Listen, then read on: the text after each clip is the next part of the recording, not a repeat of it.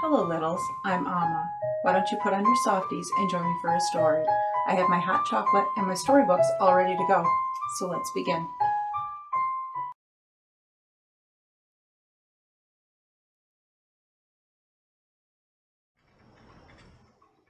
Hello, littles. Today we're going to read Chapter 6 of The Wonderful Wizard of Oz. The Cowardly Lion.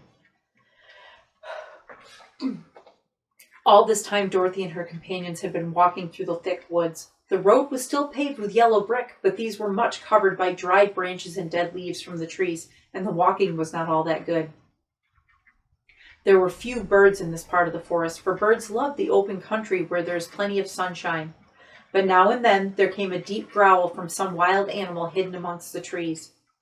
These sounds made a little girl's heart beat fast, for she did not know what made them. But Toto knew, and he walked close to Dorothy's side and did not even bark in return. "How long will it be," the child asked of the Tin Woodman, "before we get out of the forest?" "I cannot tell," was the answer, "for I have never been to the Emerald City, but my father went there once, when I was a boy, and he said it was a long journey through dangerous country. Although nearer to the city where Oz dwells, the country is beautiful. But I am not afraid so long as I have my oil can, and nothing can hurt the Scarecrow, while you bear upon your forehead the mark of the Good Witch's kiss, and that will protect you from harm."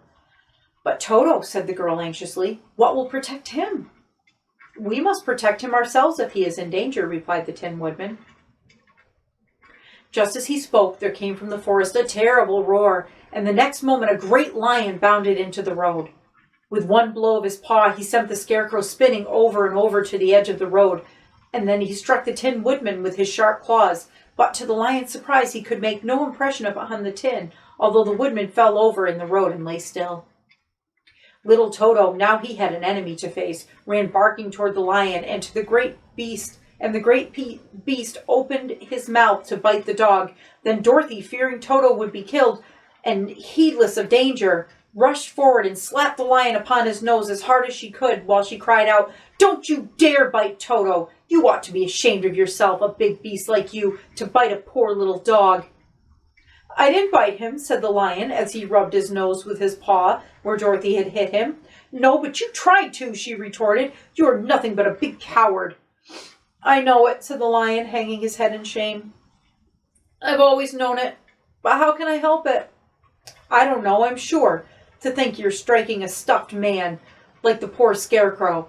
"Is he stuffed?" asked the lion in surprise, as he watched her pick up the Scarecrow and set him upon his feet, while she patted him into shape again. "Of course he's stuffed," replied Dorothy, who was still angry. "That's why he went over so easily," remarked the lion. "It astonished me to see him whirl around so. Is the other one stuffed too?" "No," said Dorothy. "He's made of tin," and she helped the woodman up again. "That's why he nearly blunted my claws," said the lion. "When they scratched against the tin, it made a cold shiver run down my back." "What is that little animal you are so tender of?" "He is my dog Toto," answered Dorothy. "Is he made of tin, or is he stuffed?" asked the lion. "Neither. He's a meat dog," said the girl.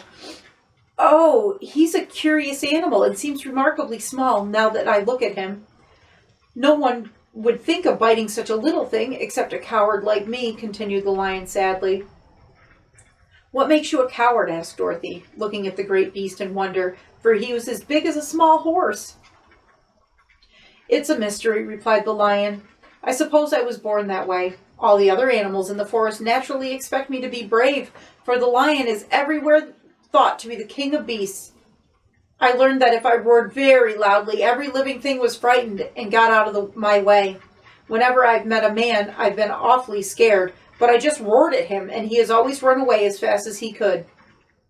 If the elephants and the tigers and the bears had ever tried to fight me, I should have run myself. I'm such a coward. But just as soon as they hear me roar, they all try to get away from me, and of course I let them go." "But that isn't right. The king of the beasts shouldn't be a coward," said the Scarecrow. "I know it," returned the lion, wiping a tear from his eye with the tip of his tail. "That is my great sorrow, and makes my life very unhappy. But whenever there is danger, my heart begins to beat fast." "Perhaps you have a heart disease," said the Tin Man. It may be, said the lion. If you have, continued the Tin Woodman, you ought to be glad, for it proves you have a heart. For my part, I have no heart, so I cannot have heart disease. Perhaps, said the lion thoughtfully, if I had no heart, I should not be a coward. Have you brains? Asked the Scarecrow. I suppose so. I've never looked to see, replied the lion. I am going to the great Oz to ask him to give me some, remarked the Scarecrow, for my head is stuffed with straw. And I am going to ask him to give me a heart, said the Woodman. And I am going to ask him to send Toto and me back to Kansas, added Dorothy. Do you think Oz could give me some courage? Said the Cowardly Lion. Just as easily as he could give me brains, said the Scarecrow. Or give me a heart, said the Tin Woodman. Or send me back to Kansas, said Dorothy. Then if you don't mind, I'll go with you, said the Lion, for my life is simply unbearable without a bit of courage. You will be very welcome, answered Dorothy, for you will help to keep away the other wild beasts. It seems to me they must be more cowardly than you if they allow you to scare them so easily. They really are, said the Lion, but that doesn't make me any braver, and as long as I know myself to be a coward, I shall be unhappy. So once more the little company set off upon the journey, the lion walking with stately strides at Dorothy's side. Toto did not approve of the new comrade at first, for he could not forget how nearly he had been crushed between the lion's great jaws. But after a time he became more at ease, and presently Toto and the Cowardly Lion had grown to be good friends. During the rest of that day there was no other adventure to mar the peace of their journey. Once, indeed, the Tin Woodman stepped upon a beetle that was crawling along the road and killed the poor little thing. This made the Tin Woodman very unhappy, for he was always careful not to hurt any living creature, and as he walked along he wept several tears of sorrow and regret. These tears ran slowly down his face and over the hinges of his jaw, and there they rested. When Dorothy presently asked him a question, the Tin Woodman could not open his mouth, for his jaw was tightly rusted together. He became greatly frightened at this, made many motions to Dorothy to relieve him. But she could not understand. The lion was also puzzled to know what was wrong. But the Scarecrow seized the oil can from Dorothy's basket and oiled the Woodman's jaw, so that after a few moments he could talk as well as before. This will serve me a lesson, said he, to look where I step. For I should kill another bug or beetle, I should surely cry again, and crying rusts my jaws so that I cannot speak. Therefore he walked very carefully, with his eyes on the road, and when he saw a tiny ant toiling by, he would step over it, so as not to harm it. The Tin Woodman knew very well that he had no heart, and therefore he took great care never to be cruel or unkind to anything. You people with hearts, he said, have something to guide you. You need never do wrong, but I have no heart, and so I must be very careful.